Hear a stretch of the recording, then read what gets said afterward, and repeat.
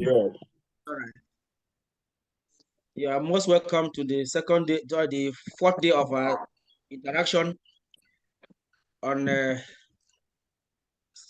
social standards in procurement. You're all welcome. The class is almost half. I think we can proceed with our interactions. I think that would be appropriate. Hello, I hope we can proceed. So we're just 21. So we're just 21. Why not wait for a little small? The class Yes, start, let's when is the class proceed. supposed to start? It's by 10, sir. This is 10:09 thereabout. So I think we're not out of place. So yesterday we had some initial hitch. I told you that I had a meeting that was supposed to last up to 11, but I had to rush out to attend to you yesterday. So that was what kept me late. It will not be wise to keep you. You saw that the second class now, you didn't participate very well yesterday because you were already exhausted. So let's start the earlier the better. The Benue people will say the earlier the better. Isn't it? It is. That I think we'll proceed. On that note, I'm going to mute all of you.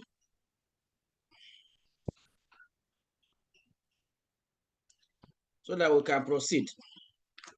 I've just done that. I think the only person that can speak for me to hear very well now is Desmond. So Desmond, if you cannot hear me from any angle, you let me know so that I will assume the class is not hearing. All right, sir. Yesterday, we were able to go through how you can inculcate environmental standards or environmental concerns into any procurement process. That we did successfully. And you made your contributions. After that, we also went to see how we can be able to audit social elements as well as monitor if they are well implemented in the procurement process or not. And this morning, we will not waste much time again. We will also be looking at, let me start sharing my screen with you so that it will not be difficult for you to follow the class. Today, we'll be looking at how to inculcate social criteria into the procurement process. Basically, that is what we will do as soon as we some case studies and conclude the class. Is that understood? Yes, sir. Yes. So the topic we're looking at today says implementing social standards in procurement. What policies exist there, the procedures and trainings for procurement professionals. Basically, this is what we'll be looking at. And at the end of this session, from us, it is expected that we should be able to understand why social standards are relevant in a procurement process, and we should recognize how we can be able to consider social standards or elements throughout a procurement process. And the procurement process cuts across needs identification, preparation of the specification, bidders qualification, bid evaluation criteria, and contract conditions of contract, which are embedded in the contract agreement. Basically, this is what we need to understand in this course at the end of the, sorry, in this topic at the end of the session. You need to understand that if procurement processes are executed very well and the social standards are adequately implemented, it will help to ensure fair labor practices and labor rights for the workers. There will be fair wages, there will be issue of no child labor and all of that. It will also help to promote equity with respect to gender equity, diversity, and inclusion. all persons will be included, or all stakeholders included without issues. Then it will also help to prevent human rights abuses, because procurement processes, if they are not well implemented, particularly with respect to the social elements, the social standards, if they are not taken care of, there could be issues of human rights abuses. It will also, if it is well implemented, it can also encourage sustainable community development, and it will also lead to non-discrimination, and as well as health and safety standards. These will as well help to achieve ethical, legal, and developmental goals for any society or community. So it's very important that in every procurement process, we ensure the social standards are implemented so that the procurement process can come out effectively.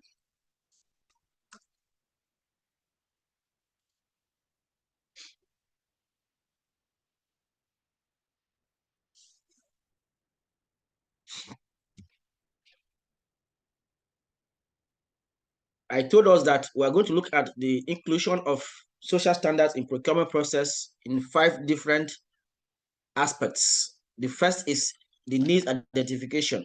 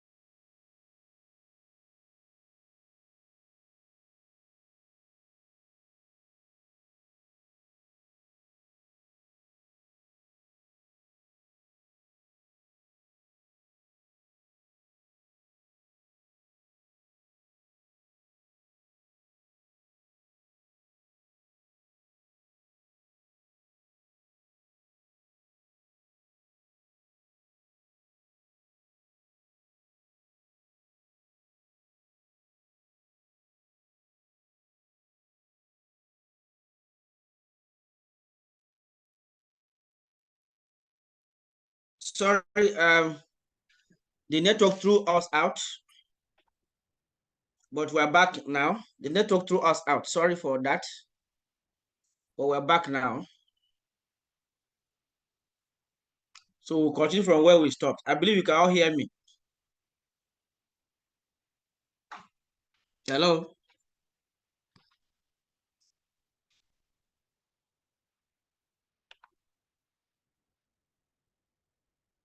Back to unmute themselves. We can hear you, sir. It's all right. Fine, Yam. Thank you. So I've allowed everybody to mute our mute. So please, let's keep to the rules. Let's not make noise while the class is on, because if I have noise from the end, I'll just mute the entire class. For now, I've given access to everyone to unmute. You can unmute yourself if you want to talk, but I've muted everyone.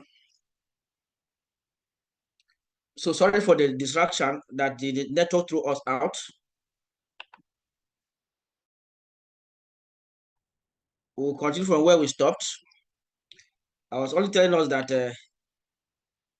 the procurement process cuts across majorly 5 different aspects, which are needs identification, specification preparation, bidders qualification. That's where you want to check the qualification of the would-be suppliers. Then the bid evaluation itself, where you have to assess the document that they submit to you. Then the contract conditions, where you have to sign or document the agreement to guide the contract. Basically, these are the 5 elements. So at the point of need identification, what is the social element that we can look out for? At the point of specification preparation, what is the social element we can look out for? At the point of bidders qualification, which is pre-qualification of bidders, what should we do in the course of procurement that will take into cognizance the social standards? At the point of bid evaluation, and also at the point of contract conditions, that is putting down the agreement for the purpose of the contract. So that is basically what we'll be doing now. And for the purpose of needs identification, you have to understand that this is where the procuring entity, which can be an individual or one person, or it can be an entity, or it can be the government, or it can be a private organization. This is where it has the greatest flexibility to start looking at sustainability policies right from the first step of where they are thinking about procuring an item, which could be a need to serve, which will be an item to serve the purpose of a particular need, which could be good, works, or service, as the case may be. So the procuring entity is free to decide what it wants to buy or procure, to set the corresponding specifications in context of conducting their businesses. And that they need to do that to meet the overall service delivery objectives of the organization. In doing that, they have to adhere to the procurement laws of the organization or procurement laws of the country. And it will also have to do that it will conform with the normal public expenditure test of need, affordability, and cost efficiency. It should not be outside of what the law specifies. So majorly, what the organization or the entity or the individual needs to consider with respect to social elements that should be integrated in procurement competition at the point of needs identification is, one, to understand the mandate of the procuring entity. What is the set goal for that procuring entity with respect to promotion of social issues? It's very, very important. Once you know what the organization has, you now drive the organization's goal in considering their social elements. Then you have to understand how the procuring entity, through the procurement process, can also further advance national social development goals. Because every organization has its mandate. And in having organizational mandate, there are still national mandates that are out there. So each organization has the aim or goal to meet specific developmental goals. So that has to be in line with what the national goals are set out to achieve. You also understand the laws that are guiding the labor activities of that organization, so that you don't go out to carry out activities that will violate the labor requirements in that sector. It may be for SMEs, it may be for agriculture, it may be for whatever sector. Then you have to apply the test of affordability of integrating such social issues with the budget, because the budget of the organization will be such that it will be probably sometimes flexible, sometimes it may be fixed.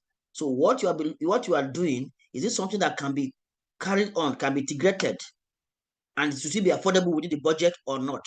These are most of the aspects that you look at. At the point of need, this is what is very important for you to take into cognizance. You could also ensure that the procurement does not prevent access to disadvantaged groups. You have to take into cognizance all the groups, particularly the disadvantaged groups or the less able groups. So having done that, the next thing is preparation of the specification. What are the social requirements that must be taken into cognizance at the point of preparing the specifications? Mind you, yesterday we discussed, when you talk about specifications, for instance, I have a need in the room where I'm sitting, which is at my office, or the space that I'm occupying. Maybe I lack ventilation. So maybe I lack ventilation. So I could be asking for ventilation. So the need I have at that point is to get ventilation. And could that be done through, the question now is, could that be done through air conditioned system, or it has to be done through a ceiling fan, or could it be done through standing fan? But the basic thing we have identified, that the first thing that there was a need to ensure that we have a cooling system in that room. That's a need. The specification now you specify, is it going to be fan? Is it going to be AC? Is it going to be standing fan? Those are the issues that will come up. Even if it's a standing fan, you now give specifics. The size, the height, the length of the blades, and all of that. Is it going to be single blade? Is it going to be two blades? You pick all, those are the details. And in picking these details for every need of yours, you have to put in social considerations, and that's what we're talking about. One, you have to ensure that what you are doing, or those specifications, are what? Very clear, and they should be comprehensive, and they should be transparent, so that they will not be in a way that it will discriminate other people for participation.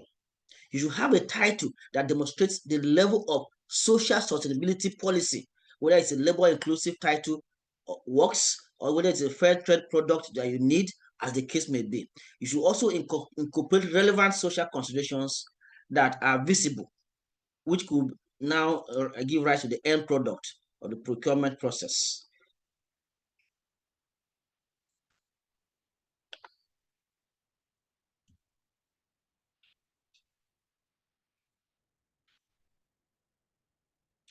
We are saying that the specifications should be based on performance specifications where it is possible. Performance specifications gives room for specifications such that you give room for the contractor to be able to make adjustments that will give you quality, rather than you specify even the input. For instance, when you talk about specific performance specifications with respect to, let's say, catering services, you just say you need rice, you can mention, you need a lunch, and they should bring 10 plates of rice, 10 plates of swallow.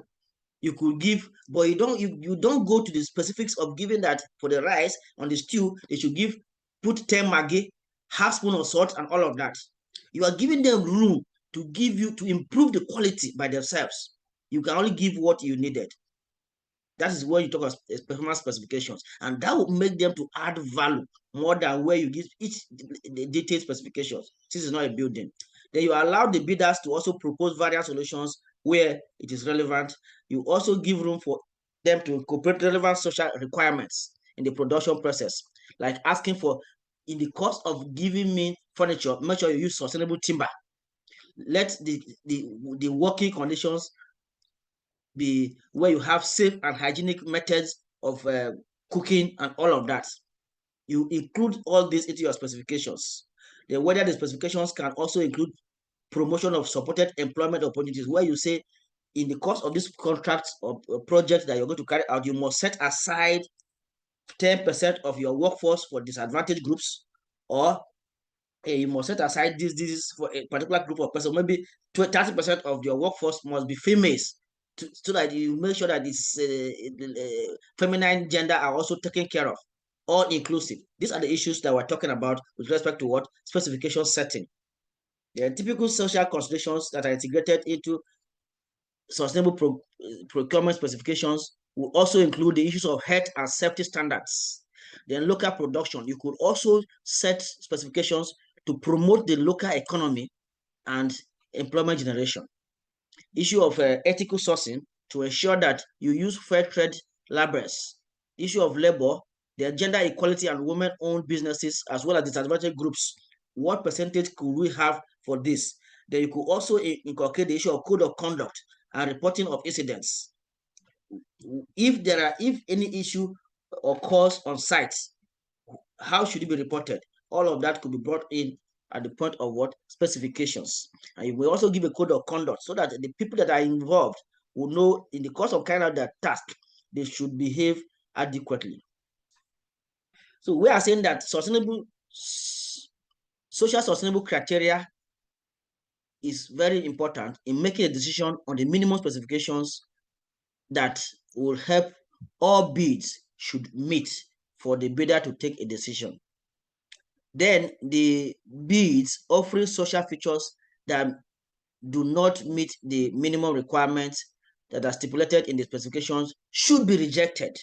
Once, as a procuring entity, you specify your requirements that bidders must meet. Any bidder that does not meet those specifications, particularly the minimum requirements that you are expected to meet, you reject such bids. But where such bids meet and exceed those minimum requirements, you now reward them by stipulating in the bidding document the reward for such persons. So it's very, very important that as procurement officers, as specialists in this area, we should understand that at the point of specification, we can go ahead to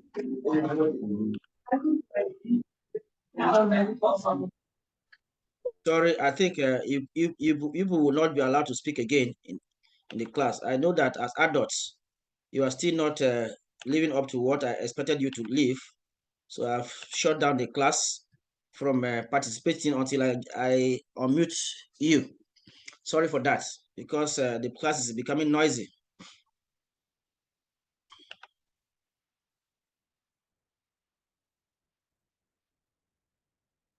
So the issue of bidders qualification, the third aspect that we're looking at is bidders qualification. Bidders qualification, I told us, is an aspect where the contractee or the procuring entity decides what are the minimum criteria that anybody should meet before he's qualified to participate in the process of supplying the goods, services, or works to me. You set your criteria. Those are going to participate in the course of this competition. What minimum criteria should they meet before they will be qualified? So that's what we call pre-qualification of bidders or bidders qualification. So this section explores how sustainable procurement requirements can be integrated in setting the qualifications requirements of bidders for whether for works or for goods or for services contracts. I mean, doing that, you still respect the legal requirements that say you should not discriminate against any other contractor, as the case may be.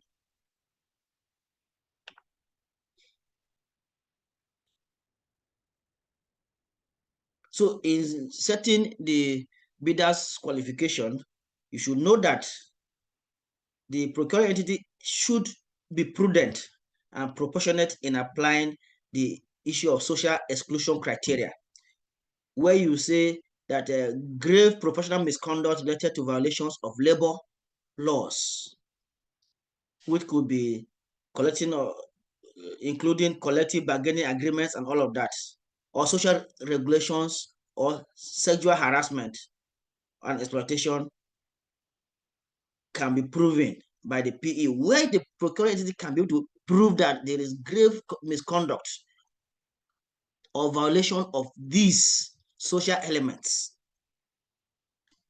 The procuring entity would disqualify such organization from participating or such an individual from participating. However, where such had existed and the organization still shows evidence that they have done everything possible to ensure that they are put in necessary steps to ensure that they prevent reoccurrence or future occurrence of such, you can allow them room to participate.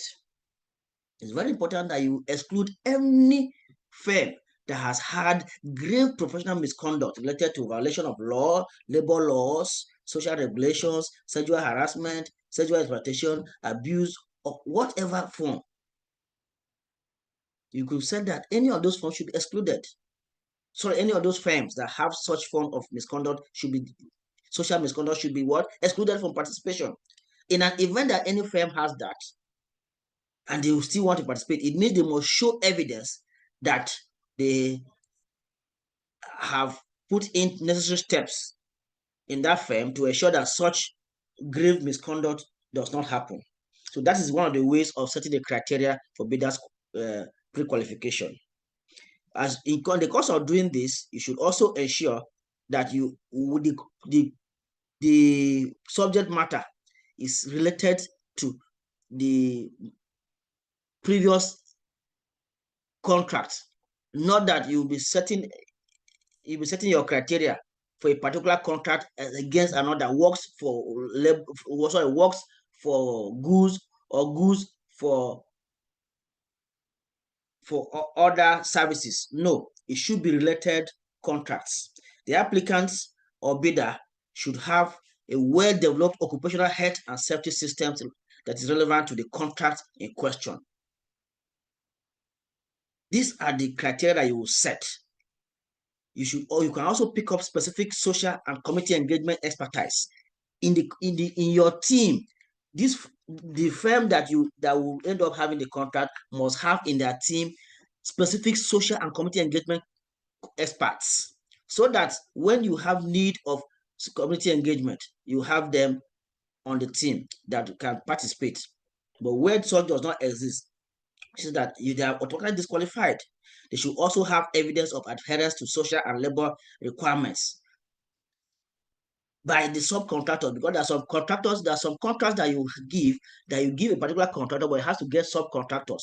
So there should be evidence that even subcontractors will adhere to the social and labor requirements or laws that would help in the supply chain that the contractor has gone into with the contractee or you as a procuring entity. It's very, very important. So in applying these rules or criteria that are socially related criteria for bidders pre-qualification, we are saying that the procuring entity must adhere to provisions of the national procurement law.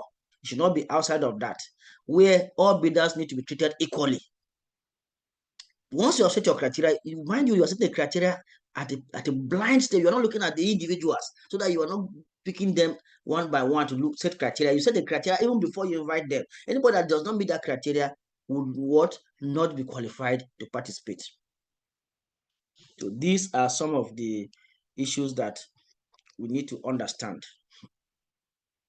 But in doing this, we are told that we should ask for qualifications that are directly linked to the subject matter of the contract. And we should also ask about candidates. We should not ask about candidates' general requirements or the general corporate social responsibility that they have carried out. No, you should be specific to the particular contract. Or if you're asking of related corporate social responsibility that they have carried out, it should be in line with the contract in question that you want to execute, not outside of the contracts. These are the social criteria for bidders qualification. The fourth aspect that we're supposed to look at is the bid evaluation criteria. We have discussed your need identification, we've discussed certain specifications. We've also discussed looking at the company or the person that will bid for the contract. Now we're looking at the document, that's the bid document itself, that envelope that they come to submit as a bidding document, which is where they are setting as their requirement to meet exactly. You have set your requirement that this is what they should meet before they can be task. Then they have not your own requirement and told they can do here, this is what they can do here, this is what they can do at every point. So that tells testing or evaluating that document. What are the relevant things that should be incorporated that will serve the social criteria? That is our interest here. Mind you that the purpose of these bids is to ensure that it serves best value for money. However, the procuring entity has the right to take into account social considerations that will help him to be able to evaluate the bid that will give him a socially compliant bidding process, so a procurement process. One of the things is to ask for considerations that are relevant to the subject matter of the contracts. You look for social considerations that are conducive to meet the end user's requirements, could be fit for purpose, whether on the basis of price or quality ratio or life cycle costing methodology, which we discussed yesterday. It should also be one that will result in benefits beyond just the organization or beyond the individual, but it will encompass the entire society. These are some of the considerations that we have to take into cognizance in looking at what they have set to do. Then it should be one that should be distinct from qualification criteria.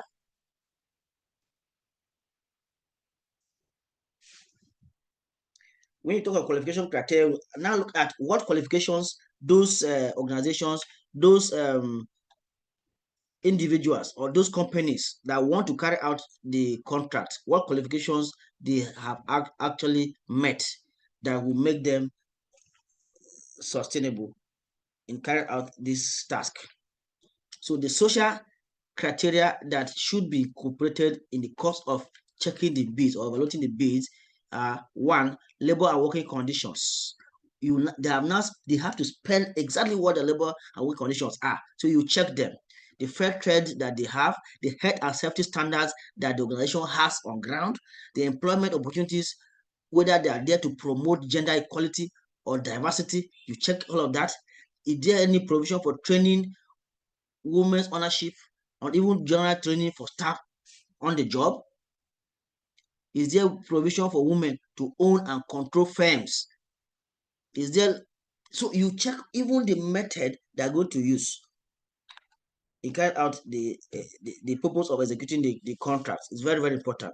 Then you have to add the bid evaluation criteria with respect to lowest evaluation costs.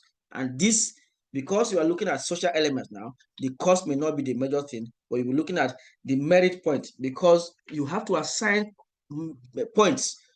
Those, because there will be different gradients of each of those companies meeting your specifications. So those that meet and surpass, you give them higher points. And those that meet just the least, you give them the benchmark.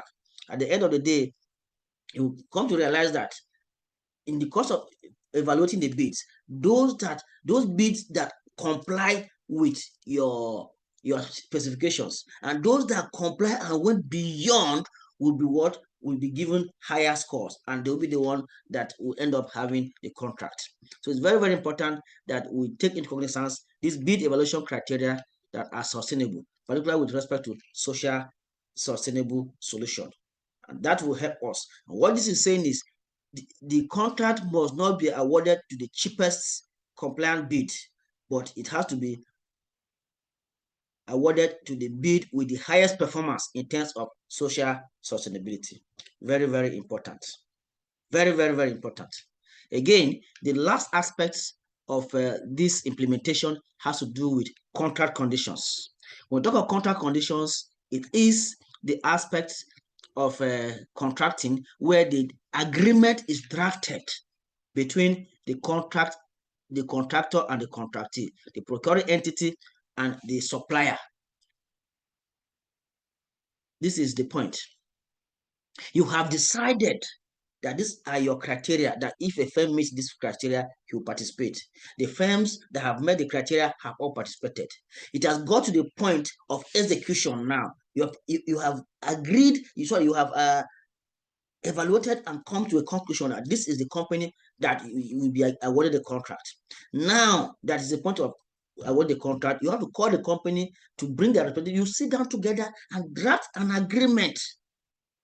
And in drafting that agreement, you also have to ensure that those social elements that were of interest to you, the procuring entity, will be included in the contract agreement. Why are you doing that? You are doing that to ensure that the company that is going to execute the contract follows this agreement to the latter. Because once they start that contract, if it's a works contract or goods supply or all of that, you will discover that it is only based on the conditions that were entered into, signed in an agreement, that is what will guide the activity. So if peradventure, as a procuring entity, you fail to include those elements, social elements that are of your interest in the contract agreement, it may end up not be binding on that contractor. So it is the duty to ensure that even the contract conditions, this will come up. So the social considerations that need to be integrated into the contract conditions are what aspect that is spelled out here. We have so many of them, so many of them that you have to take your time and understand. These contract conditions that are prepared by the procuring entity should ensure compliance with obligations in the field of social and labor law that apply at the place where the works are executed or the services provided. You will be surprised that social laws applicable in Benue State, where I am currently, may not be applicable in Kano State. Within the same country, the social laws applicable in Benue State here may not be the same laws applicable in Ondo State. So as we're working and drafting the conditions of contracts in the contract agreement, you have to ensure that you do that in line with these social and labor laws that are applicable to that place where the works is situated, or the contract needs to be executed, or even the services need to be provided. It's very, very important. This may mean adherence to minimum standards that need to be performed, whether issues of collective bargaining agreements enforced at the place where the contract is executed, or every minimum workers' rates or pay that needs to be paid at that place. And this should remain at the level set by national legislation or by collective agreements applied in the procuring entity's country. So if a country has set a minimum wage, it is not wise or good that you go there and decide to start giving lower wages. It's not acceptable. You also discuss the issue of contract conditions pertaining to environmental considerations, which we discussed yesterday, and even social elements like the delivery, the packaging, and disposal of products are very, very important.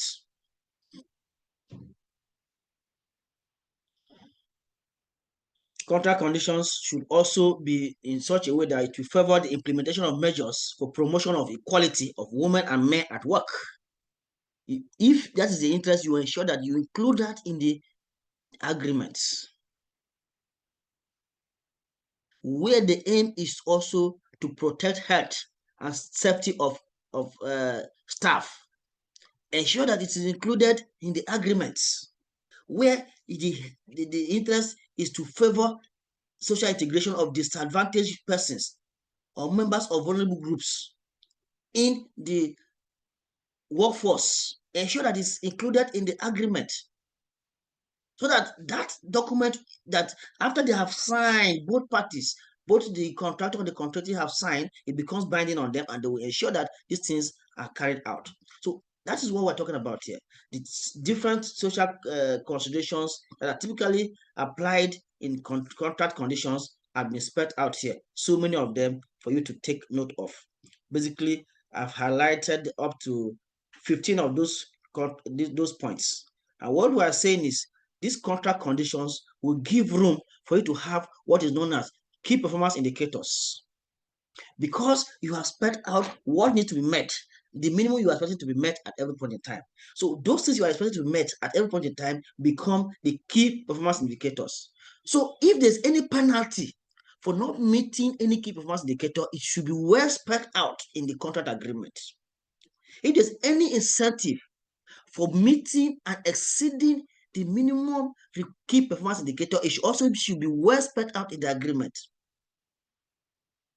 If there are damages, what becomes of it? Bring all of this into the contract agreement so that the parties involved know exactly where to situate what. And at the end of the day, mind you, the issues of what? Grievance redress mechanisms should be brought up there. How do we handle an issue of grievance if it occurs? Even though we're not praying that it must occur, but it's expected that they may occur. What happens? Bring that up. And that is why we are saying that social considerations are very, very important to be in contract so that it forms a contract agreement for both the contractor and the contractee. So the key performance indicators that will help us now to monitor if this has been achieved or has not been achieved, to evaluate the level of social performance of that contract, or even to check the level of compliance will be based on what into the contract agreement that are socially compliant. And they will help us, these ones will help us to review the targets or objectives with respect to given feedbacks and lessons that we've learned from the contract, the way it is being implemented. It will help us to share the results with the business community or the stakeholders that have interest in the project or the project or the contract. It will also help to facilitate the achievement of the progress. You can use that to measure how far the progress that has been achieved within the time frame. And where do you see need for improvements, you can also, using the KPI, key performance indicators, you now make suggestions for improvement in the course of the performance. These KPIs will also help provide rapid detection of contractor defaults. Where there are defaults, you can use the key performance indicators because you have asked for minimum level to be met. If they don't meet, you now know exactly what to do. And the immediate response by the procuring entity will demand an action to be taken by the contractor so that it can meet the requirement. Where there are defaults, you now go and start seeing where to impose the liquidated damage as we are stipulated in the contract agreement at that point in time. So it's very, very important that we understand this as practitioners in the social field. We also need to know that our discussion in respect to social elements in procurement has a legal framework that guides it, particularly in our country, Nigeria. The Public Procurement Act 2007 makes provision for this. The National Policy on Public Procurement, which is still under draft, is also guided, also guides the social elements to be included in the procurement process, as well as National Labour Act, the Nigerian Labour Act. We also have the Nigerian Content Development and Monitoring Board, which is NCDMB, that makes provisions for inclusion of local contents. It started with the oil and gas, and it has now expanded beyond oil and gas to also cover the areas of even the power sector, and it's going beyond. And recently, you saw that there was an enactment from the government of the day through the presidency of this issue of local content of Nigerian products in the procurement process. Then whatever is done, most times it has to be done in alignment with the international labor laws.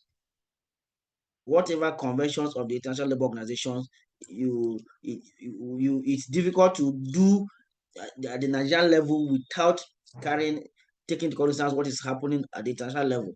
Then it has to also be in consonance or conformance with the sustainable development goals that guide our country. Having said that, I want us to understand that in the pursuit of sustainable development through sustainable procurement objectives, social considerations must, of necessity, be integrated into the conditions of contract for purpose of adherence by the vendors, so that at the end of the day, the requirements will be met wholly by these vendors. Having said that, I will allow you to ask your questions, make your contributions at this point. Hello?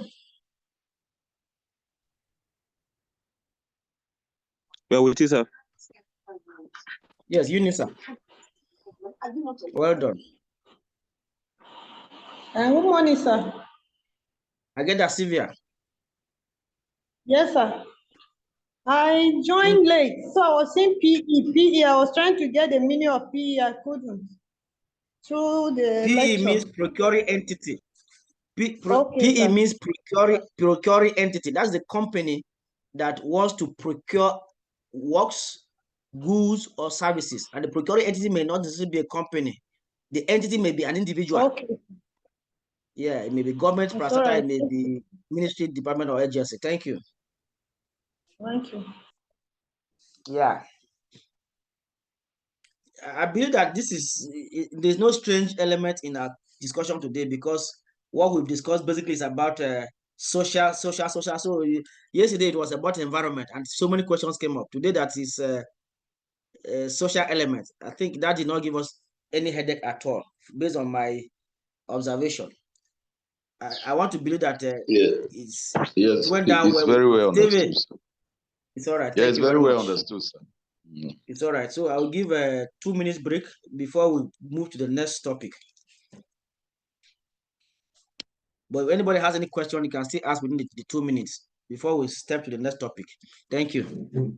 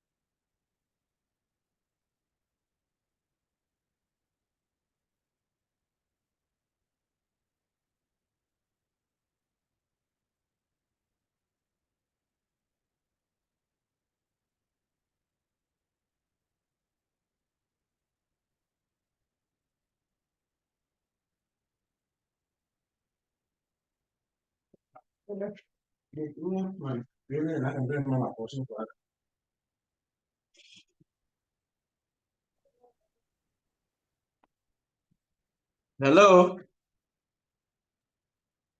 Hi, sir. Desmond, shall we proceed? Yes, we are here with you, sir. It's all right.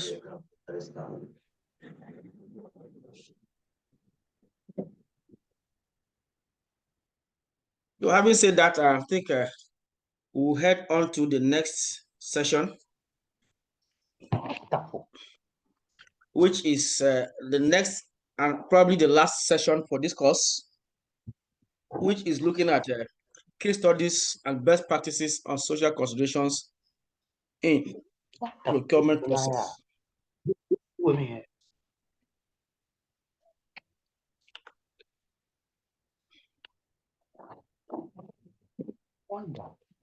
I will take my time to put you off again. Jigba is making noise. Jigba, I hope you know that you are making noise in the class. So nobody will have.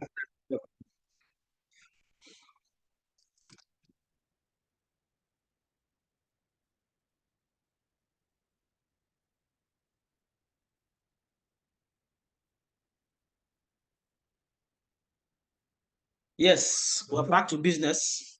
I say that the topic we're looking at is constitution of case studies and best practices in social standards that have to do with procurement. At the end of this topic, the expectation from us is to be able to explore real-life application of social standards in procurement. We should be able to review successful case studies in this country and beyond, not just Nigeria. And we should be able to identify tools that will help us for mapping social risk, assessing it, and also checking the performance level. Then we should also be able to discuss lessons and replicate best practices across different projects. Social standards in procurement, I should have asked us. If I ask the class now, let me even give room for that. When we talk of social standards in procurement, what are we looking at? Let me give room for this so that I don't just talk too much and there's only me that's talking. When we talk of social standards in procurement, what are we looking at? Jigba, your microphone is still unmuted. So answer this question first. It's muted from my end, sir. Yes, it's not muted. You can unmute yourself. Jigba, come back and answer the question. Don't run. David is not you. I want Jigba to answer. He was making noise. It's time for him to talk now. Okay. Where's Jigba? Okay, sir. Sir, Jigba is around, sir. Yes, let him talk. I'm listening to you. What are the social considerations in the procurement? Okay, I can say social social procurement. We are referring to the negative and the positive effects of procurement. That's what Jigba, I have did you to get say, my sir. question? I say, what are the social considerations that you can put into place in the procurement process? Hey, Ifan, I saw you just came up here and went back. Ifan, yes, I can see you now. Precious, did you participate in this class yesterday? Yes, I did. I was just quiet. No, you have to talk today. Like I am today. Talk. Don't be like that. You know you are tasting, so you should be able to speak very well. What are the social considerations in the procurement process? So the whole procurement process needs to consider social standards, sustainable social standards in the process to incorporate and Bala Ibrahim, stop making us in the class. Bala Ibrahim. Okay, sir. I've muted you. Yes, if I go ahead. Yes, sir. So at each of the 5 stages, you need to incorporate sustainable standards. Like one of them is the bid preparation. I'm not listing them in the order. The bid evaluation, bid preparation, like that. So each of the 5, there are 5 of them. So each of them, you need to incorporate sustainable standards in it. So okay. Practically, like the bid selection process now, like the bid selection process. Sir? You are right. My question now is, what are the sustainable standards or sustainable the social standards, or what are the social considerations to be included in all these stages that you have mentioned?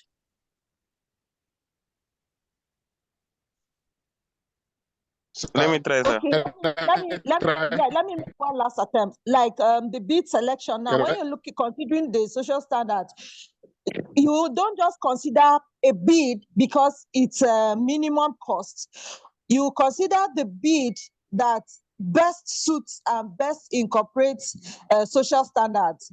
And this particular bid may not necessarily be the cheapest or the Thank you lowest. so very much.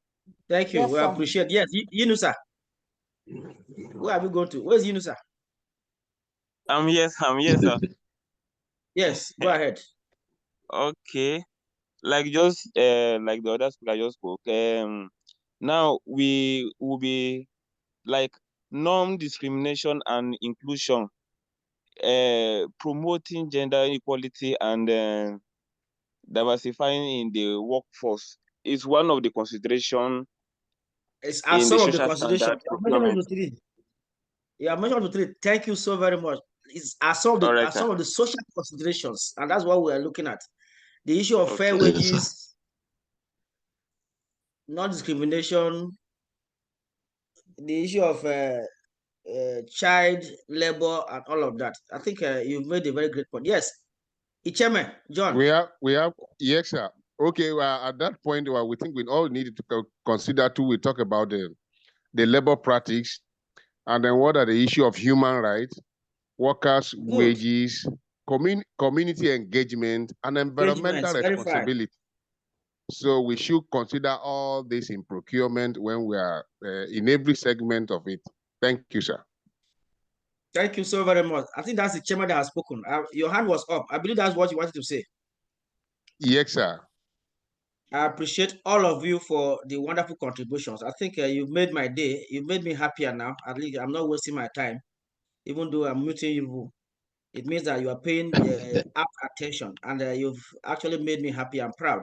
So what we are going to do now is to consider the case studies in this line, very few case studies that will just give us an impetus of how these things are applicable in real life, and it ends there. It's not a big deal.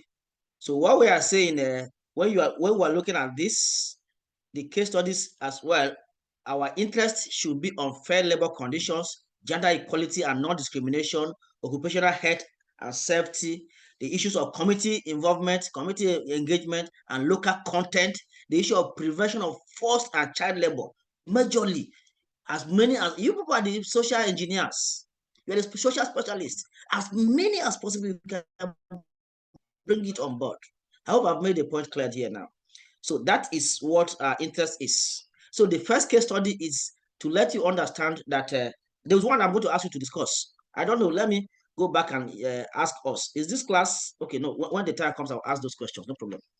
The first case study is that of Rural Electrification Agency of Nigeria. This organization, in carrying out its activities, it has a title known as Local Content and Gender Inclusion.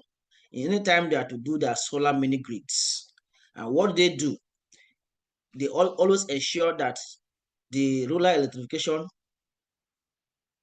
Agency, in carrying out its activities, mandates that 30% local content in the workforce. They must not use people outside of the local place. 30% workforce is local place, local content. They also ensure that gender inclusivity in hiring practitioners. They always ensure that they include females and male alike, rather than being sided to only males, in as much as it has much to do with intensive labor. Contractors in this Rural Education Agency are evaluated based on social compliance. It's also a content. Then every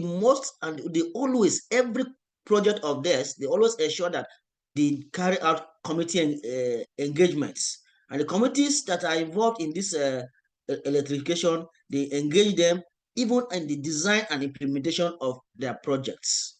So this is one case study that we have. You see that for purpose of social considerations, they have 30% local content in workforce. They have gender inclusivity in hiring practices. They have contractors are evaluated based on social compliance, as well as communities are engaged in both design and implementation of these projects. What they use in carrying out their processes basically is to community feedback forms. They give forms to the communities where they are carrying out their projects to have feedbacks. Then they also have social inclusion monitoring tool, where they get information from those persons that are even participating in the project and those not participating. It's very, very important. And I want you to also note that donor funding agents like World Bank and African Development Banks also enforce social standards in carrying out their projects. And one of each is where we are. In fact, some of you have participated in so many of our programs, and you understand that even our classes, we have to ensure that we have at least 30% feminine gender. If not, the class would not be a tenable class as far as we're concerned. And it's across every other aspect of what we do. This is one case study that I gave an example for us to learn from. And the second one is Transmission Company of Nigeria, TCN. Their projects, most of it, the title they have. Remember that one of the criteria I told that you should be able to have a socially sustainable title for the project. Their title has to do with ensuring labor rights in transmission line construction. And in the TCN, most of the projects, some of them are still funded by the African Development Bank and the World Bank as well.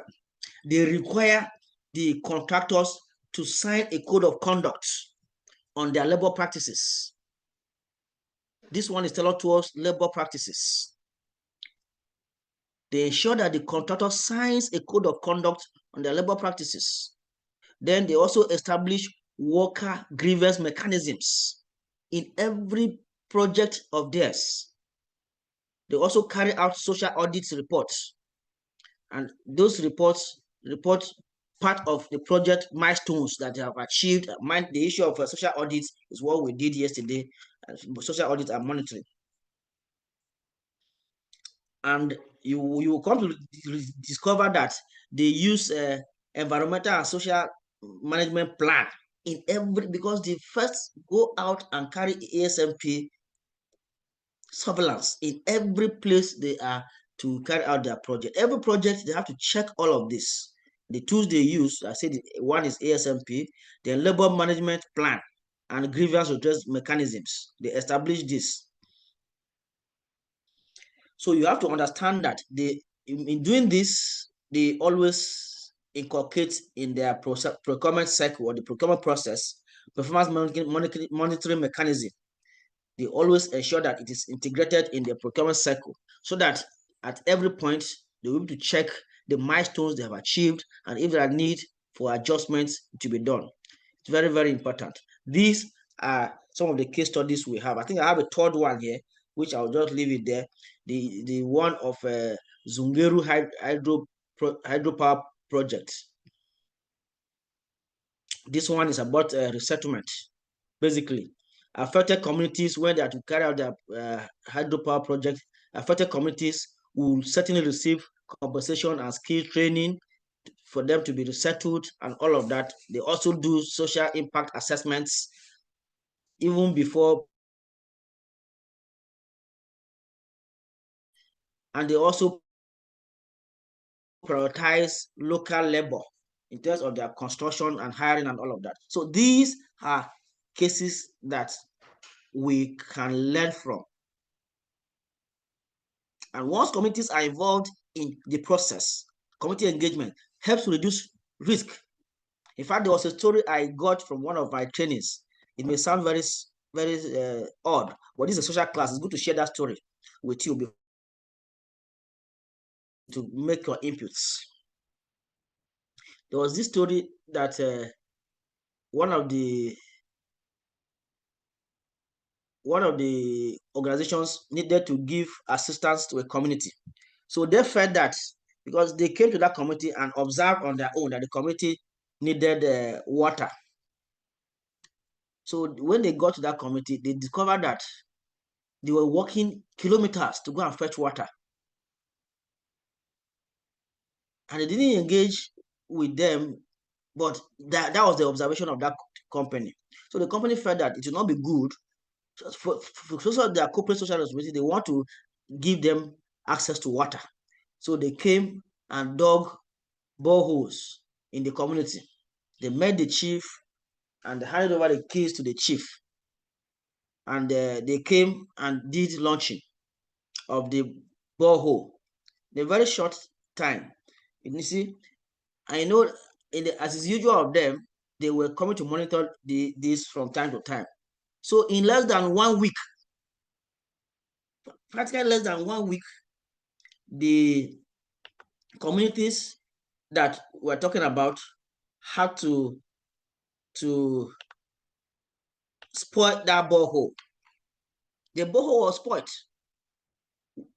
within 1 month. Sorry, I say 1 week. Within 1 month, that borehole got spoiled. And mind you, these people were walking kilometers to go and get water. So at this point, when the borehole got spoiled, I think members of that company wanted to come back to the community to ask them how they can be able to sell.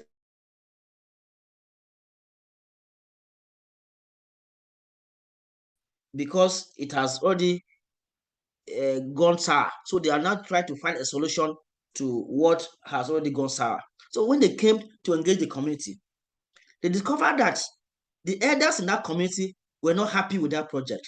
Why? These people, the community where they live in, most of them were peasant farmers that didn't have enough houses. So you go to a house, you see a husband, wife, and children living in one room. So that time that they send their children to the far distant place to go and fetch water was the time that the husband will find time to meet the wife in the absence of the children. So that when they come to sleep, everybody will be at peace. So when the borehole was closed now, you send the child to go and fetch water in less than 2 minutes is back to the house. So the men felt that it was inconveniencing their social life.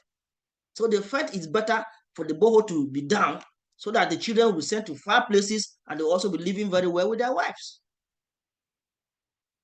What am I discussing with you now? Benefit of community engagements. Even at the point of starting a project, you involve the community ab initio so that you will know from them what is relevant and what is not relevant for them to be able to carry out a project. So at this point, I want the class, I want to ask questions now, and I'm giving you a case study to also look at. But the question I'm asking the class is, I don't know if it's Faryam that will answer me. Is Faryam in the class? Yes, I am. Governor, you are fine. Yes, I'm here, sir. So, is the class grouped? Do you have groups in the class? Yes, sir. Yes, sir, we have. How many groups? We have about 7, sir. 7 different groups? Yes, sir. Okay. So, I have a case study here. So, every other person can speak now. I have a case study here, and I want all of you to lay your hands on the case study. And let's see what we can do in those groups. Let's see what we can do on that case study. But probably maybe what will happen, I'm thinking that I should run my class to finish while you take on the case study. I think you are accessing it right now on my screen. Can you? Yes, sir. Yes, sir. So that is the case study. I want all of you to make your input on that case study on my screen. And since Fayam has informed me that you have groups, it will be better to have your inputs in groups. It's better for me to have your inputs in groups. And I would allow presentation to be made, but I'm not sure time will permit us, because as a social class, we've stayed for almost 2 hours. If I say we should stay for another 1 hour now, yes, I saw the experience yesterday, and that's why I'm not ready to do that, repeat that again today. So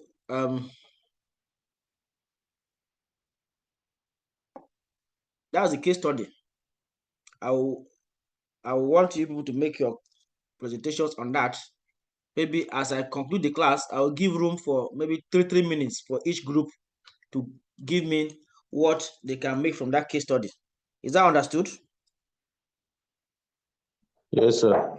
Mata, you're not talking again. Sisu, I hope that is understood by us. Yes, sir. It's okay. So I'll proceed. When I finish, I'll just leave you with the case study to give me your inputs on it. It's very important that you make your input. This one is more practical than the ones I highlighted issues and gave you. This one, you are the ones to tell me what your take is on it.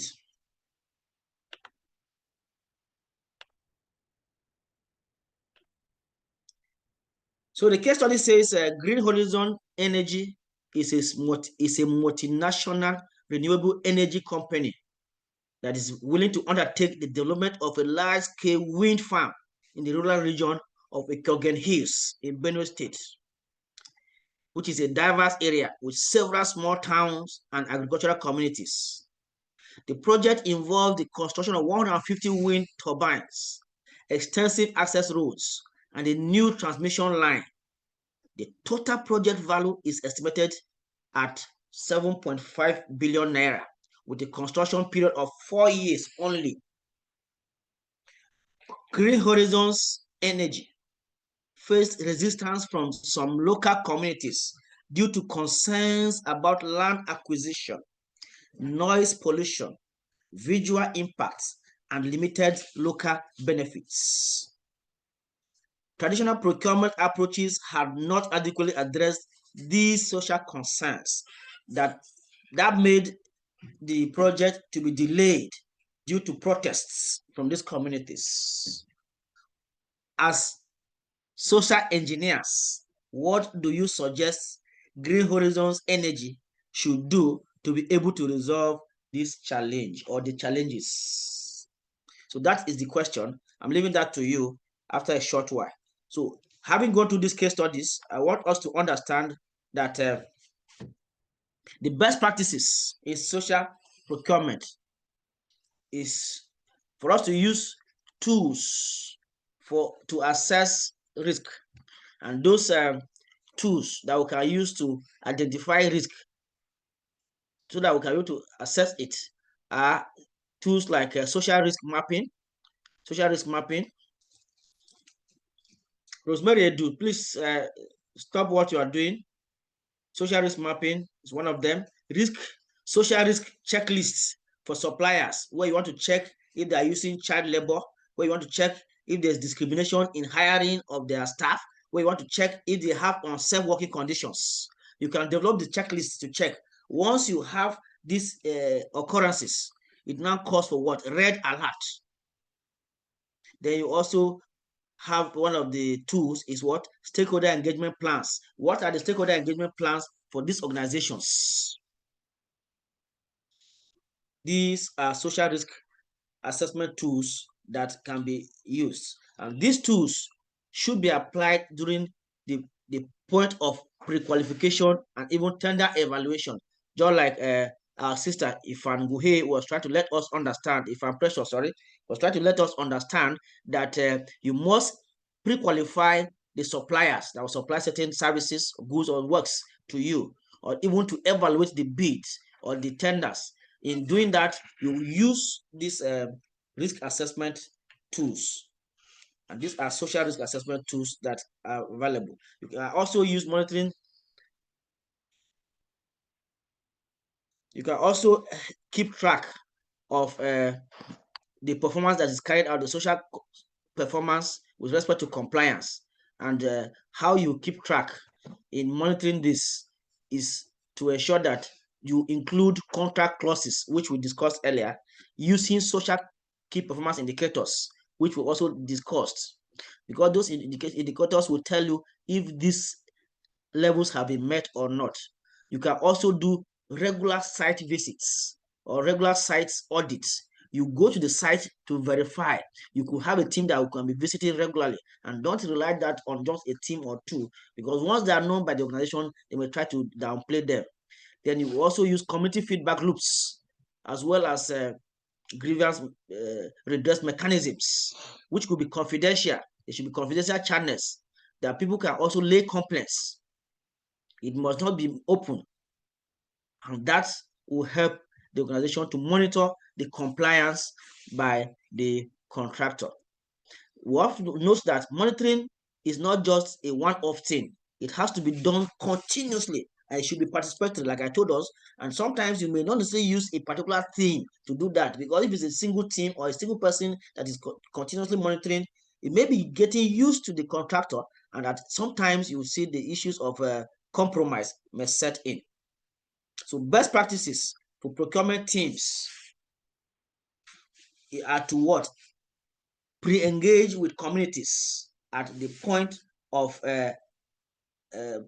procurement activities, contracts. You give incentives for compliance.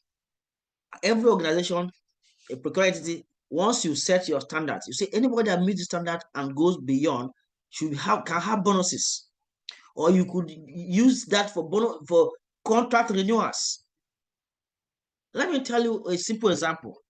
In catering, on this project that has made me to be facilitating with you, we have some classes that we even give food when we have physical classes. We call them track A, track B, which are short courses. So in one of the classes, particularly in Lafayette, National State, we had the class, and the suppliers of food, the vendors, food vendors, one of them was constantly giving the food, which is lunch, alongside with some chops. She will not just come and serve the class with maybe rice or swallow and go away. After that, maybe she will serve fruits. Sometimes she will bring chips. Sometimes she will bring different things.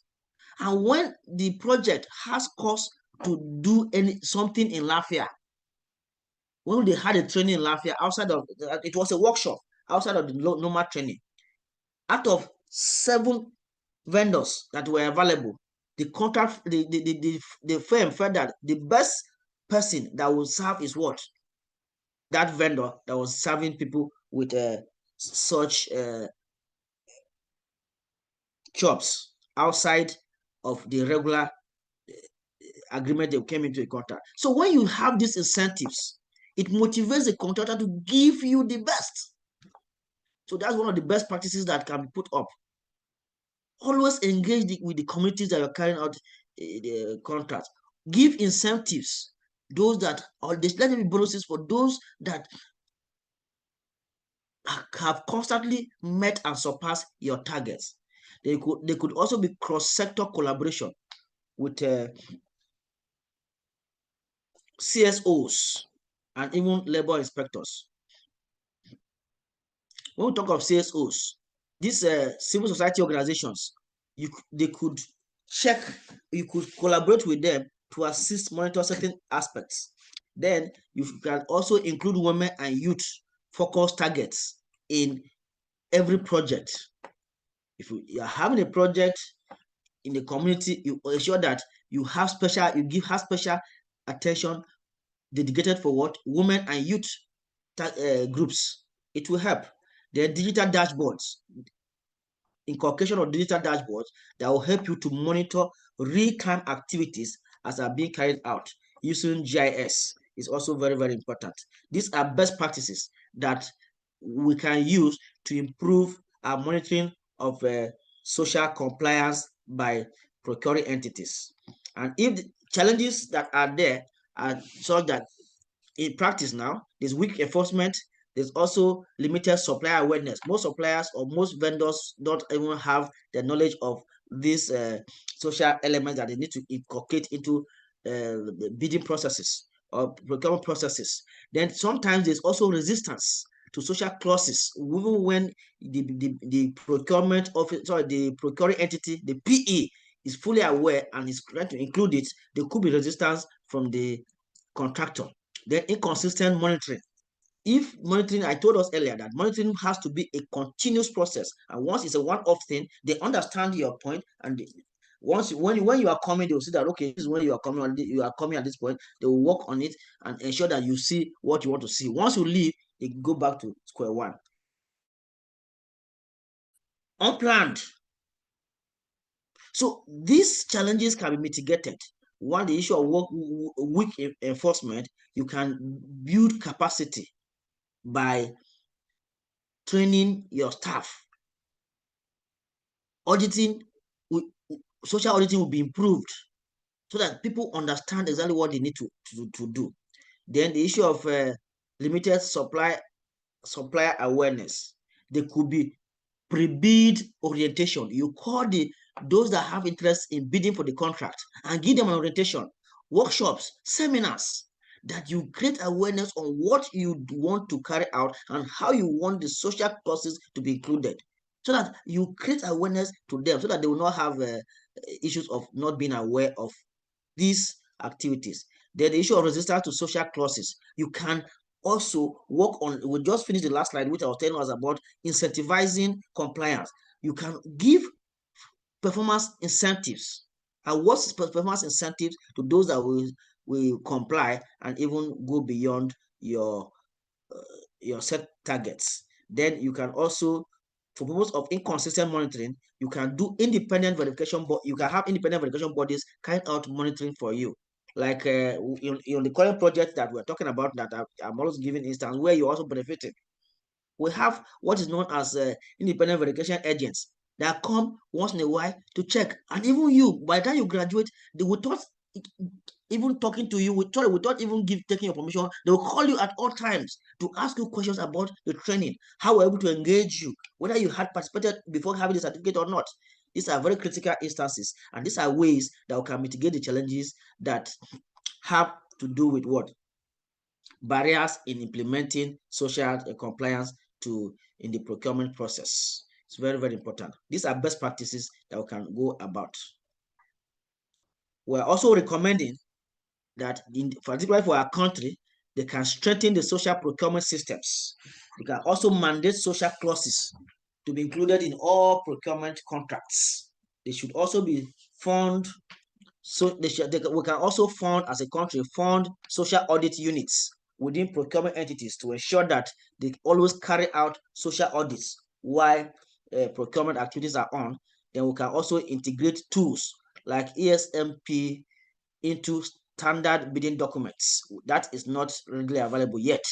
And we can build social performance into electronic procurement platforms, because procurement is moving from where it is now to the manual procurement element to electronic procurement platforms. And we can build in the issue of social performance in that. We can also, yesterday, one of the major things that came up was the issue of institutional reform. Most of our institutions that should carry out these things are weak, and we have to carry out, as a country, a major reform on our institutions, which will have to do with technology integration and also professional training of those that are handling these activities in the various institutions that we have in our country. Having said that, I want us to understand that social standards are practical and enforceable in the Nigerian procurement process, and the Nigerian case studies offer valuable lessons for us to take home from here. Tools and techniques exist for us to use, and these tools must be adopted and adapted in the situations that we find ourselves, particularly in the Nigerian context. And there's always need for continuous improvement in our procurement activities, particularly that has to do with enforcement of the social standards. Ethical procurement leads to what? Better development in our countries. In today's global and interconnected world, you have to understand that the procurement process is no longer just about securing the best value for money, which is best price and best quality. There is a growing recognition of the significant social impact that procurement decisions have on communities, workers, and the environment. And that is the major reason why it is very critical and significant for us to look at social standards in procurement. And this, with you as social engineers, we are hopeful that our procurement processes will be improved socially going forward. Thank you so much for the attention you've given me. I appreciate all of you for the time and your attention.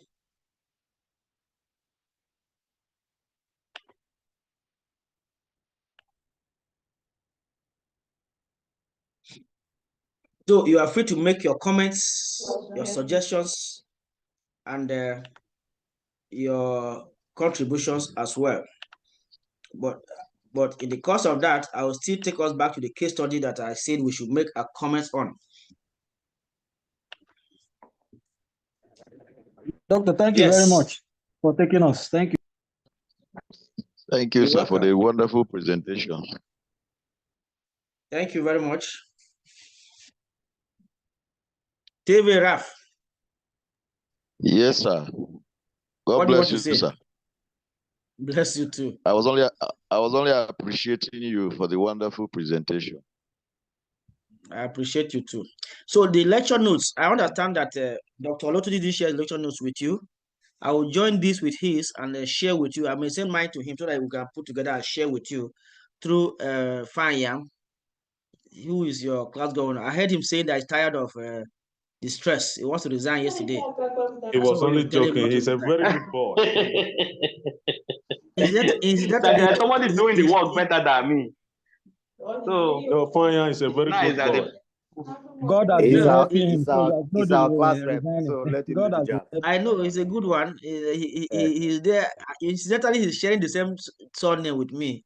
I don't know where his Theocos is coming from, but his own is I thought he was your son. Oh, okay. Maybe he will tell us better. Thank you very much. Okay, sir. Excuse me, sir. Yes. Okay, so Dr. Olutu had concerns sharing his lecture notes. I chatted him up, but he didn't answer me. So I'm just wondering if you can take charge, because it looks like at the moment it's easier assessing you than him. So if you can get his and then maybe combine and send to us, it would be better. Because he was going to send it to the HOD instead, which will take a long time to get to us. No problem. No problem. I'll get that from him by the end of today. And between today and tomorrow, I will share with you. There's no problem with that at all. Okay. Can I send a reminder, sir? Hello, sir. Thank you. There's no big deal.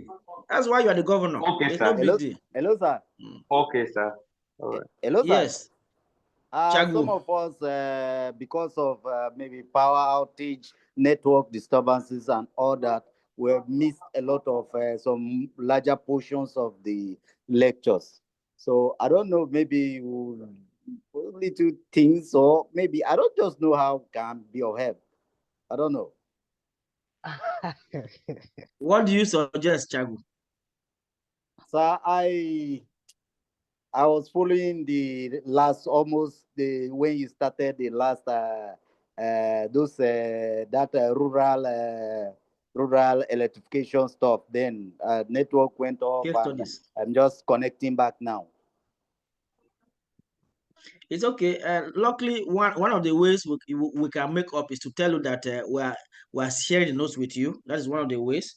Two. Okay, Tom. I also informed. I think I'm aware that after the classes, you are having 1 or 2 weeks revision with us physically before the exams. So that's enough time for us to make up where there will be challenges, which I think, particularly for this course, I don't think there will be challenges, but we will surely meet before the exams. Thank you. Okay. Thank you, sir. Thank you, sir. You're welcome. Thank you, sir. Ladi, Christabel. Yes, sir. Yes, sir. Yes, what do you want to say? No, I'm not saying that. I'm just saying thank you for the wonderful presentation, sir. And we're You're happy to welcome. have Thank you as you. a lecturer, sir. Thank you very much. Welcome. Thank you, So, sir. Thank you so much, sir. Thank you, sir.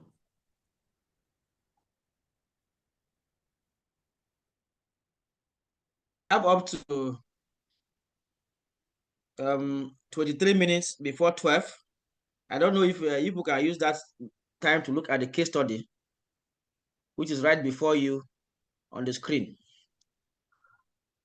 So let me permit you to, in those your groups, do you have different chat groups?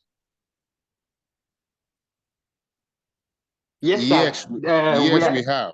They are We creating created chat it, groups, sir. so we have. So let me hear from you the different groups after 10 minutes. Okay, we'll return back to the platform, or how do we send Yes. it? Okay. I said I will hear from you. I didn't say you should send anything to me. I will hear from you in the next 10 minutes. The question is before you. You look at it. Okay. It's okay, sir. Okay, sir. I was also thinking if you know how to create subgroups on. I do, on but they already. okay. I do, but they already exist. So use the existing ones. That's so that I don't waste my time. Okay, sir. It's fine, sir. Thank you. Okay.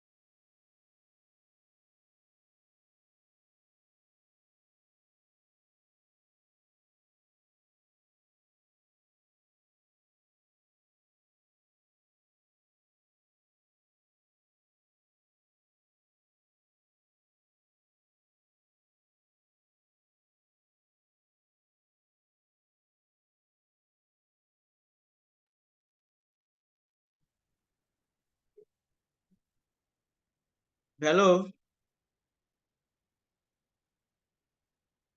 Can we be together once again? Martha Tongu. Yes, sir, we are together. Abu, yes. Sir. Jigba, yes. Sir, I'm here. It's okay. Are you done with your discussion on the various platforms? Because I gave you additional 3 minutes or 4 minutes even. Yes, sir. Are you done? You are done. Fine. Yeah. Yes, sir. Yes, sir. Yes, sir. Fine. And you told me there were 7 groups. Yes, sir. Fine. So group 1, 2, 3, 4, 5, 6, 7. Am I right? Yes, sir. How many people are in the class? Low percentage. I think now we are 31. 31. At the moment, we are 31, sir. Only 31 persons. If we exclude you, that's 30.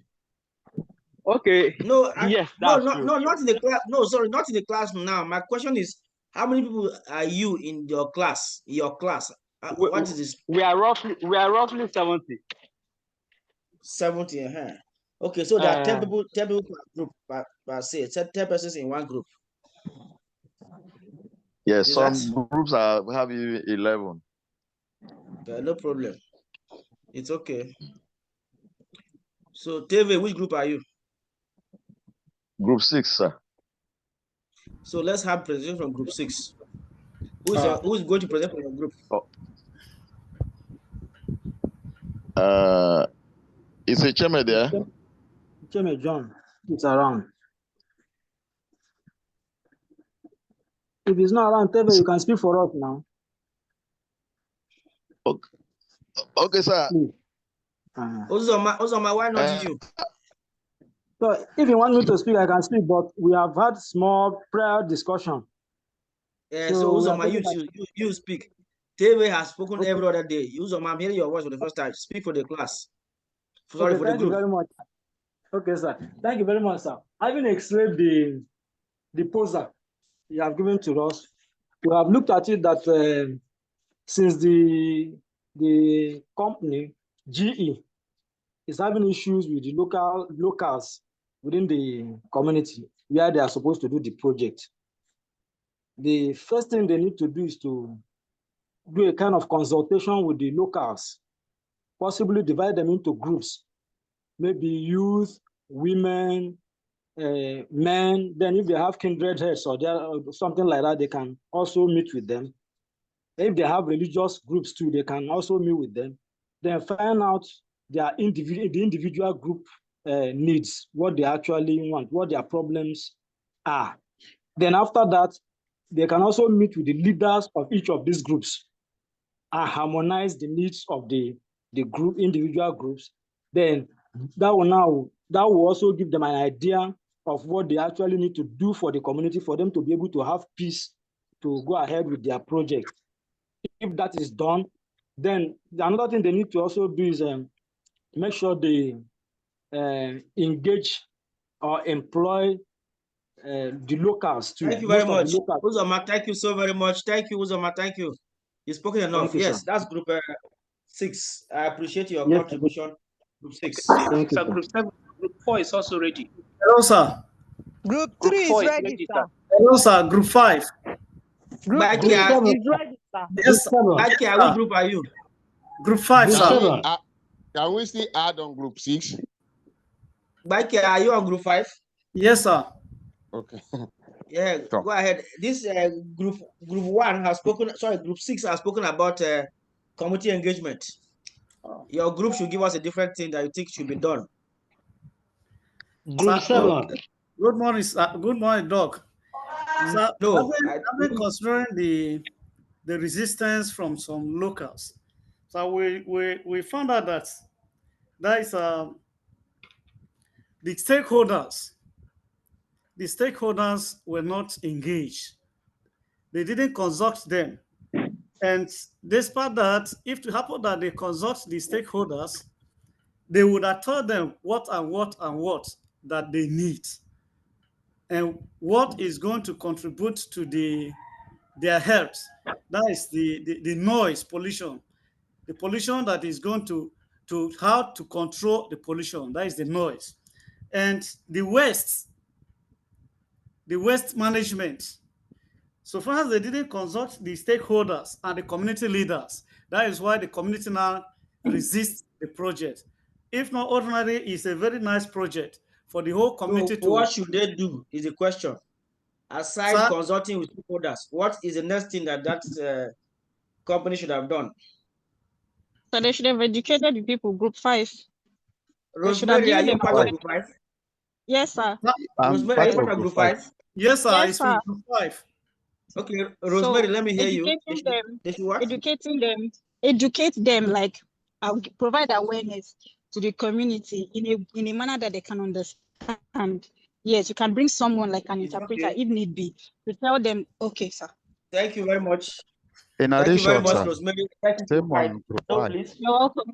No, please. No, please. Okay. We have other groups to speak. So now it's group 4. Thank you very much. If you have any other thing, you wait. I'm the one giving hands here. So, Yobe, which group are you? Please, Rosemary, mute. Rosemary, mute your microphone. Good. Yobe, which group are you? Group 4, sir. Let's have presentation from group 4. Okay. One sir. point Now, outside what has been given before. okay. Now, the point I want to emphasize is the concern, the reason about the limited local benefits. Now, to address that, the community, the company executing the project should be able to engage the locals, at least in unprofessional jobs. You can give them like 30% of jobs that are not strictly professional jobs so that they can get the locals around to be part of that local project. Content, but you are bringing in local content in workforce. Thank you very much for a wonderful presentation from your group. I appreciate group 4 for that presentation. Thank you, sir. Precious, if you are, which group are you? I'm in group 3, sir. It's like people understand my movement. I want you to move from 6, 5, 4, 3, 2, 1, then back to 7. And it's like you understand me, but you will not speak. Tell another member of your group to speak and give us a different point. That's the 2 that have been raised. Yes, sir. Group 7. Yes, sir. So I'm presenting for group 3. You heard me. You didn't hear me. Oh? I've muted you. You didn't hear me. I said another person from group 3 present outside of you, if I'm Precious. It can't be you. Let another person present. Hello?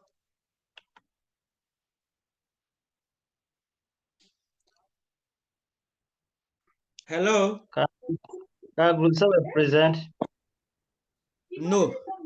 If I am the only person from group 3, it's time for group 3.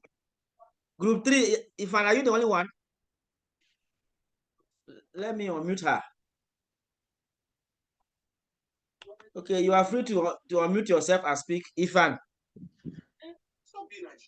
Okay, sir. Are you the only one in your group? No. No, I'm not. Jennifer is here too, but I don't know. Maybe she's having network issues or so. She's not. She's afraid of speaking. Let her speak. This is a social class. She must speak. Let me look for the Jennifer myself. Jennifer Jato. Can group 2 speak? Even group 3 is not ready. Jennifer Jato, please speak. Good morning, yes. Sir. Sorry. Good morning, ma'am. Environment is not too conducive. That was why I wasn't speaking. We can also the company can also use jingles to pass their to be able to communicate with the community, because maybe the community they faced resistance because the community did not really fully understand what they were trying to do. So maybe if they try to include them in the workforce and it doesn't work, they can also use jingles to educate them as to the importance of the project to the community and to the nation at large. Thank you, sir. That's one of the points I'm looking at. Sorry. Jennifer. Hello, yes, sir. I can hear you. Jennifer. Sir, Jennifer. okay. Hello, sir. Hello. Jennifer, do you know Dr. Jato in my institution? No, sir. Okay, it's all right. I just want to be sure if there's a relationship. Thank you. There is none, sir. I don't know any Dr. Jato. Group 2, sir. Group 3. Group 2. That's your Group 2. presentation. I appreciate you. Group 2, yes. Yunus, are you from Group 2? Yes, I'm in Group 2, sir. So let's hear you. Okay.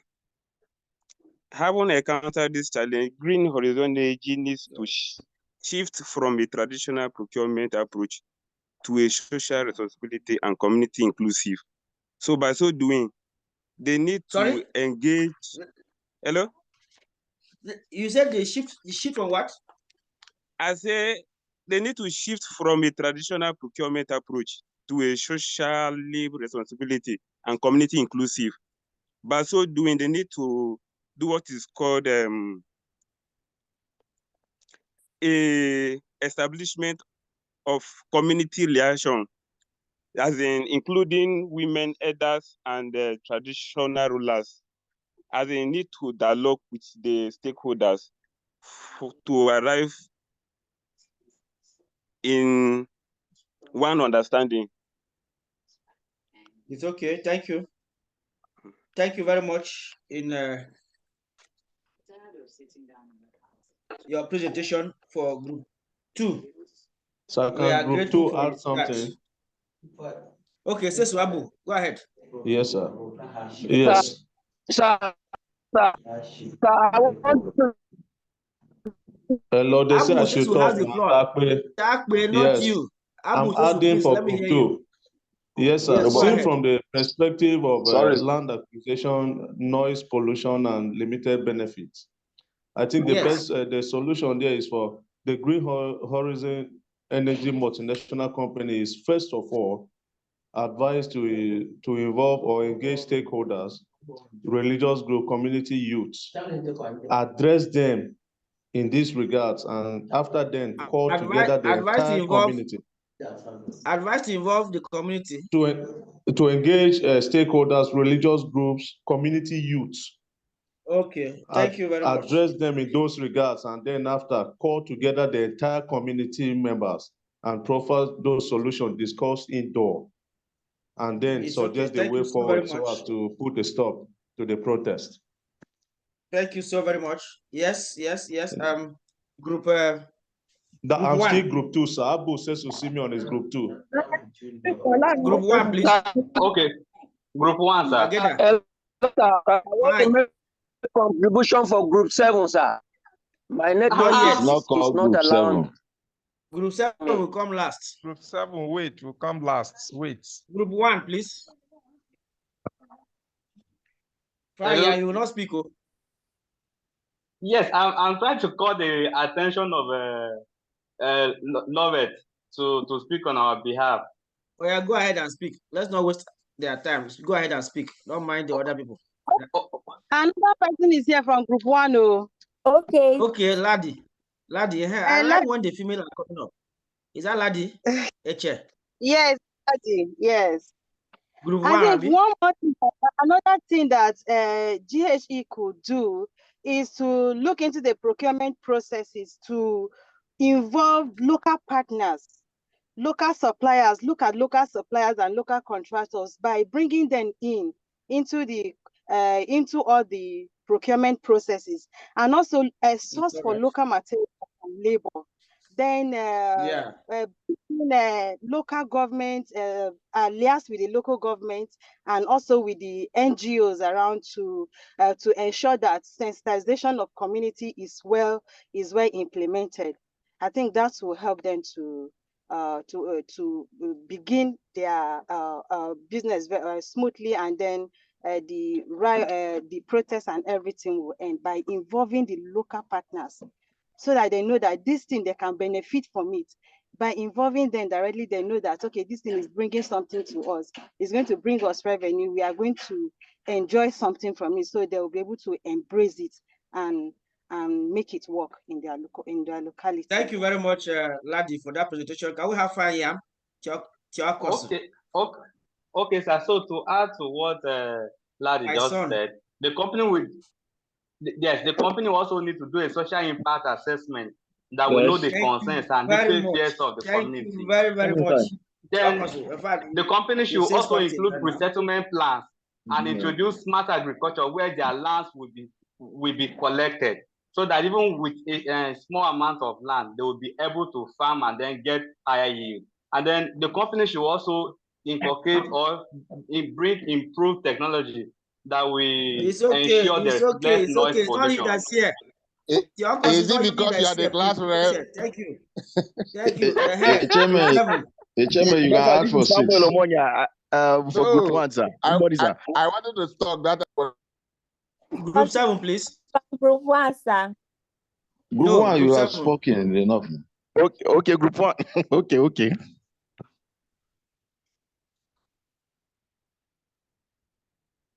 It's not Abu that wants to speak for group 7. It was Takwe that wanted to speak for group 7, sir. No, sir, Abu spoke for group 2. Okay, Takwe, go ahead. Yes, one of the things that they are expected to do is, sir. Ivan, go ahead. Sir, it is your former student, sir. Go ahead. Yes, they are to engage in genuine stakeholder dialogue by conducting an inclusive consultation in local languages, listening attentively in order to create a solution. Then the next thing is for them to develop a comprehensive community benefit program, such as committing portion of the profit to local infrastructure and support farmers. Local infrastructure such as building schools and thank you. They are also to adapt a sustainable and participatory procurement practices. Responsibility. If I don't take over the microphone, I think people will not allow me to speak. So I think I've taken over the microphone now. Let me first appreciate all of you for your contributions that you've made in this class. I think you've done marvelously well. But let me commend group 4, 5, and 6 for what they have done. Group 4, 5, and 6. Because group 4 made mention of local contents in workforce. It's very, very important. Because looking at the nature of the question that we had, there are specific things that you must bring up in that question to resolve the matter. Group 6 made mention of community engagement, community and stakeholders engagement. I think almost every other group was emphasizing on that issue of community and stakeholders engagement. Any group I didn't call here still gave reference to community and stakeholders engagement. So it's a very critical point, agreed. Then group 5 made mention of social impact assessment. Very, very important. Because the question was telling us of the challenges that were faced, resistance, meaning that it has to call for community engagement. Very important. Whether you take community or stakeholders, there's different stakeholders. Some are saying women group, youth, and all of that. It's all stakeholder engagement, it's all community engagement. Then, when you had issues of land acquisition, noise pollution, visual impact, it means that you have to do social impact assessment to know the extent at which this would affect them and how you can go about to what? Mitigation plans that have to be put in place. And that's why I commended these groups. The issue of local content is very, very key for most of what?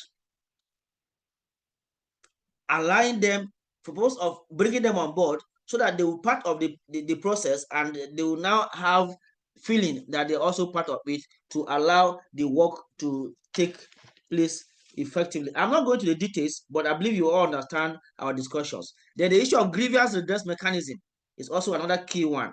An open door, fair resolution, grievance redress mechanism that needs to be what?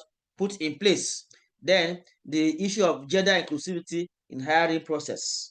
These are some of the things that I think are brought up for us. You have also you have all done well. I'm not particular about any group, but I only picked these 3 groups because of the points they made. Group 6 is just because you're the first. If not, every other group made mention of community engagement. So it's not just group 6. All of you made mention of community engagement. Just that they were the first to pick it. That's why I picked it against them or for them.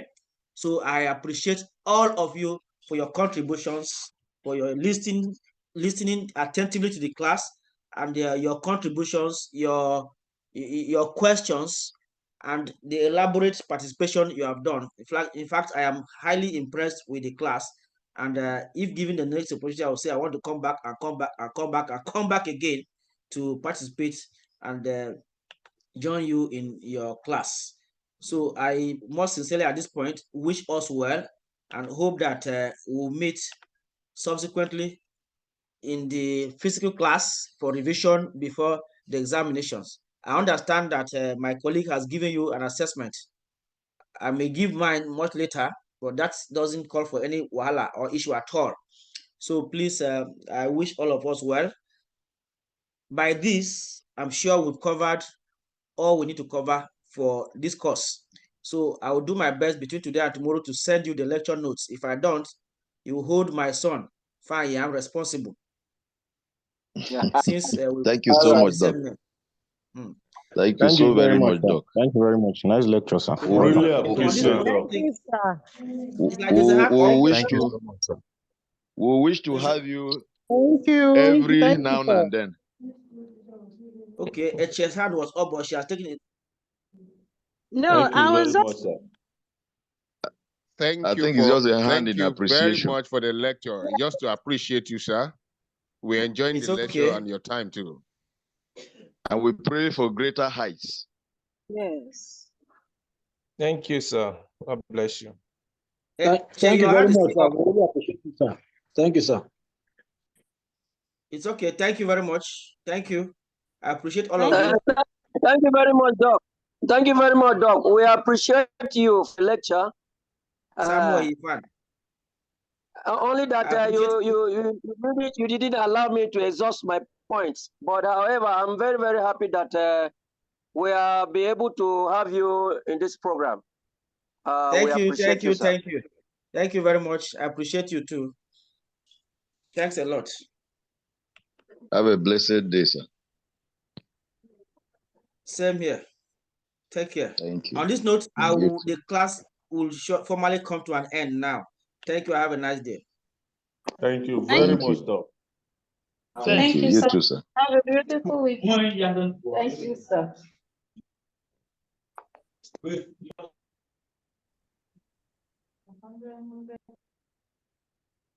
That's more anything for us.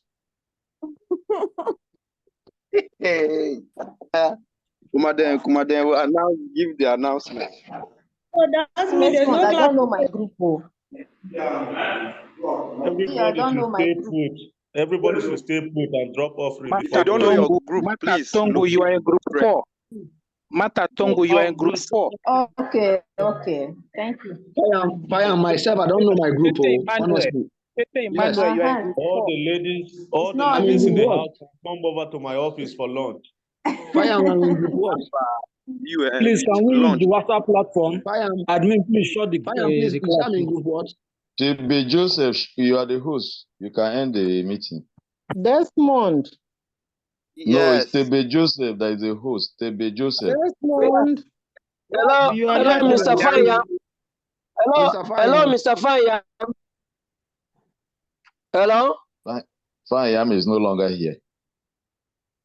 TB Joseph, please, TB Joseph. Yes, the assistant.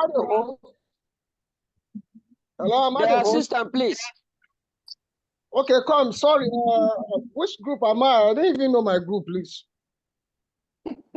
I wanted to say something concerning this group. We identified that our groups Let's go to our private group. Let's go to our private group. Go to the platform and talk there. Okay. Who Tabe Joseph, is he with us? Or is it Tabe? Yeah, look at it. Tabe Joseph, you can all end the meeting. Tabe Joseph, you are the host. You can end the meeting. Tabe Joseph. I'm trying to end the meeting now. And once you leave, you